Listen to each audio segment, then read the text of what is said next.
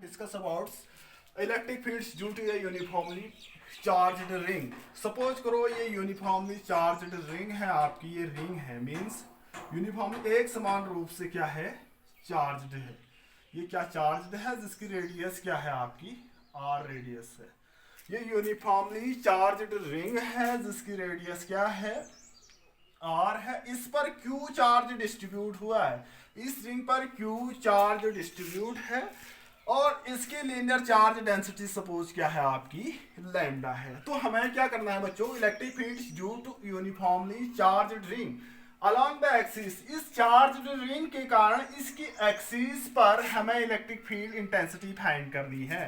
तो इसकी एक्सिस ये है, ये सपोज ये एक्सिस ये है इसकी. इस P पॉइंट पर हमें इलेक्ट्रिक फील्ड इंटेंसिटी फाइंड करनी है जो इसके सेंटर से कितने डिस्टेंस पर है, x डिस्टेंस पर इसके P पॉइंट है. यहां पर हमें क्या करना है, इलेक्ट्रिक फील्ड इंटेंसिटी फाइंड करनी है. सपोज ये रिंग्स छोटे छोटे एलिमेंट्स से मिलकर बना है, ये एलिमेंट्स है, इस पर जिसका एलिमेंट्स है जो है आपका dl है, इसके अपोजिट ये एलिमेंट्स ये भी dl है, जिस पर चार्ज क्या है सपोज dq चार्ज है. dl एलिमेंट्स है और इस पर चार्ज सपोज स्मॉल अमाउंट में है. तो इसके कारण P पॉइंट पर भी, स्मॉल सेगमेंट के कारण P पॉइंट पर भी जो इलेक्ट्रिक फील्ड होगा स्मॉल होगा, जिसे हम DE से डिनोट करेंगे.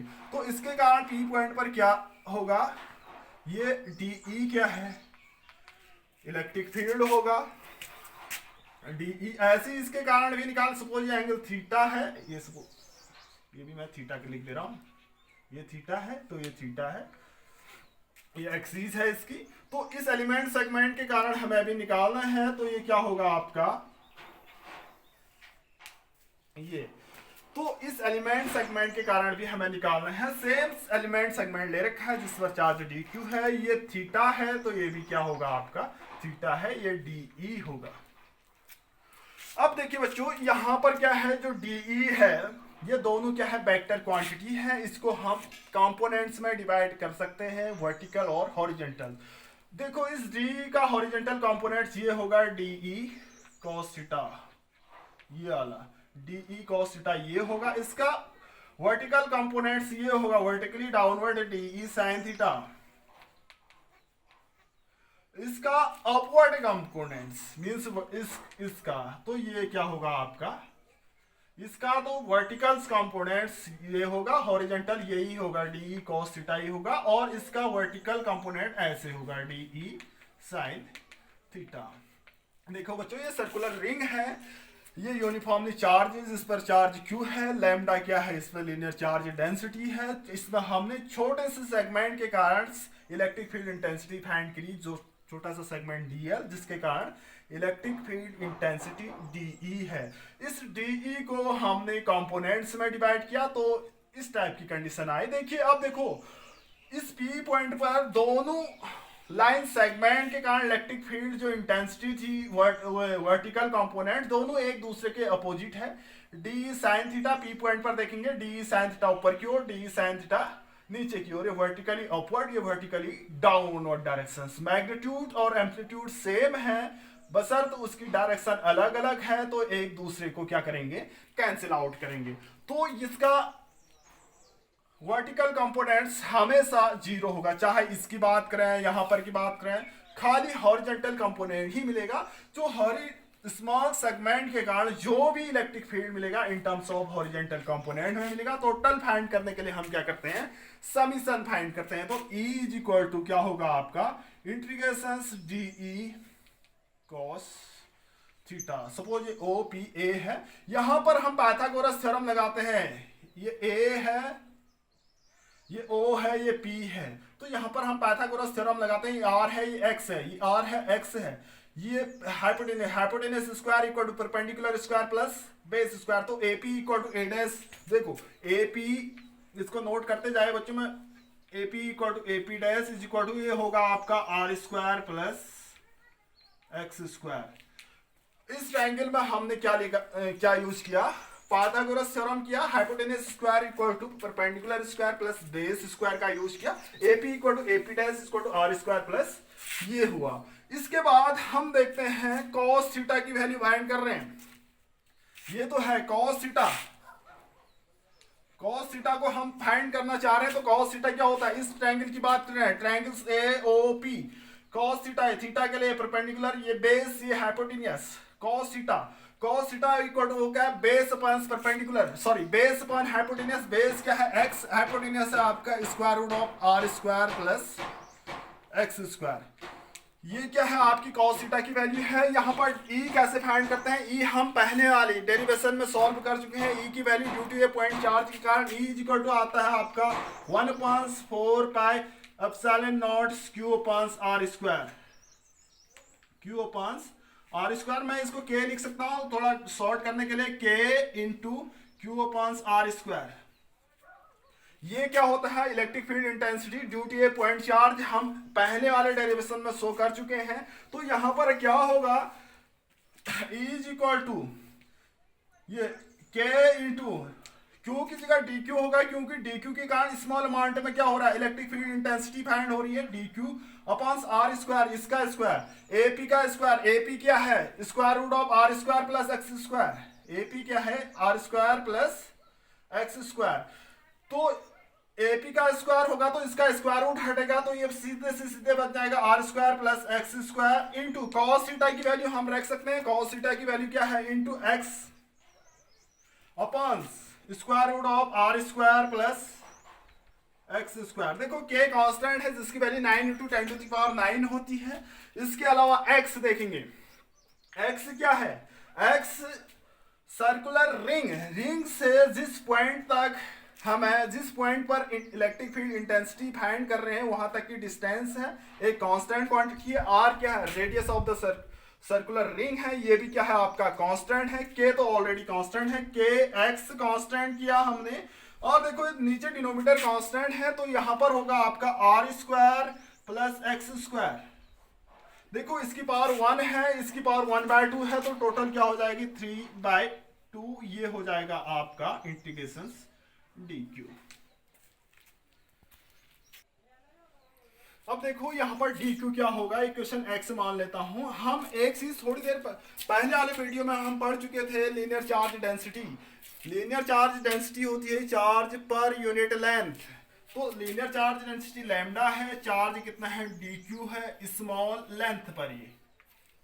ये lambda equal to dq upon dl, हमें dq चाहिए। This implies that dq equal to lambda into dl। ये इक्वेशंस मैं मान लेता हूं वंस। अब देखो मैं इसको इरेज कर रहा हूं क्योंकि यहां पर जगह की कमी है। तो lambda equal to dq upon dt, dq equal to lambda into dl। मैं dq की जगह लैम्डा इंटू dl को रख दे रहा हूं। ये कैसे आया, लीनियर चार्ज डेंसिटी होती है चार्ज पर यूनिट लेंथ। क्योंकि हमारी स्मॉल सेगमेंट की बात कर रहे थे, तो स्मॉल सेगमेंट की लेंथ dl थी, वहां पर चार्ज dq था। मैं पहले ही कह चुका हूं lambda equal to dq upon dl, dq equal to lambda into dl। Putting this value in equations x, तो ये क्या हो जाएगा आपका E is equal to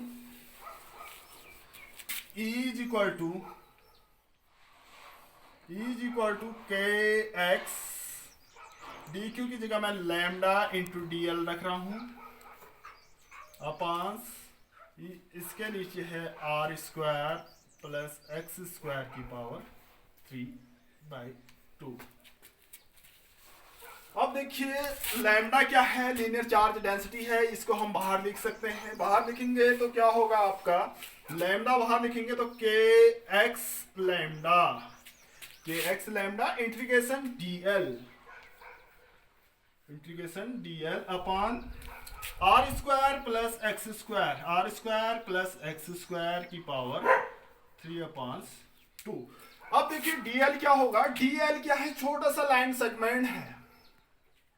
dl क्या है, इसकी लेंथ है, तो टोटल लेंथ कितनी होगी, इसके सरकमफ्रेंस के बराबर होगी। इंटीग्रेशन देखो dl ये पार्ट है यहां से यहां तक, टोटल लेंथ कितनी होगी, ये यहां से ये पूरी लेंथ होगी। ये पूरी लेंथ कितनी होगी, इंटीग्रेशन जो dl होगा वो होगा 2πr, इसके सरकमफ्रेंस के इक्वल होगा।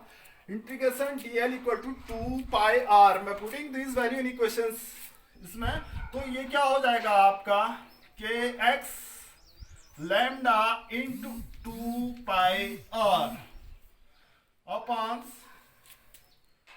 Are square plus x square की पावर 3/2। ये क्या होगा आपका circular ring, uniformly charge ring के कारण पी पॉइंट पर इलेक्ट्रिक फील्ड इंटेंसिटी होगी। यहां पर के की वैल्यू मैं अभी और शो कर लेता हूं। देखिए E इज इक्वल टू के की वैल्यू मैंने लिखा था 1/4 pi epsilon, sorry 4 pi epsilon naught, और x lambda into 2 pi r upon are square plus x square की पावर 3/2। ये पाई से पाई कैंसिल आउट हुआ और 2 से ये 2 टाइम कैंसिल आउट हुआ, तो E इज इक्वल टू क्या है आपका 1/2 एप्सिलॉन नॉट। यहां पर एक चीज बची है x lambda r upon are square plus x square की पावर 3/2। ये क्या होगा electric field intensity due to a uniformly charge ring along the x axis.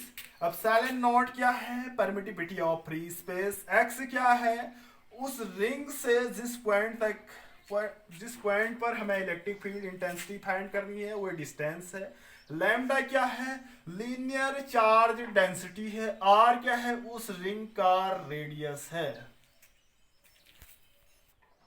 देखो electric field intensity uniformly charge ring के कारण एक तो ये है। अगर डेरिवेशन में कुछ और पूछा जाता है जैसे इस इक्वेशन से आ रहे हैं हम, यहां पर भी है आपका एक्स लैम्डा 2 पाई आर। हम जानते हैं linear charge density lambda is equal to क्या होता है क्यू अपॉन एल। यहां पर सर्कुलर रिंग में एल कितना था lambda equal to q upon 2 pi r, lambda equal to q upon 2 pi. ये देखो क्यू क्या था उस रिंग में चार्ज डिस्ट्रीब्यूट था, सपोज एल लेंथ है, एल मींस उसका सरकमफ्रेंस 2 पाई आर रेडियस है, तो इस times lambda is equal to क्या होगा आपका क्यू अपॉन 2 पाई आर। तो यहां पर Q इज इक्वल टू क्या होगा Q is equal to 2 pi r into lambda. देखो 2 पाई आर इंटू लैम्डा यहां पर है 2 पाई आर इंटू लैम्डा।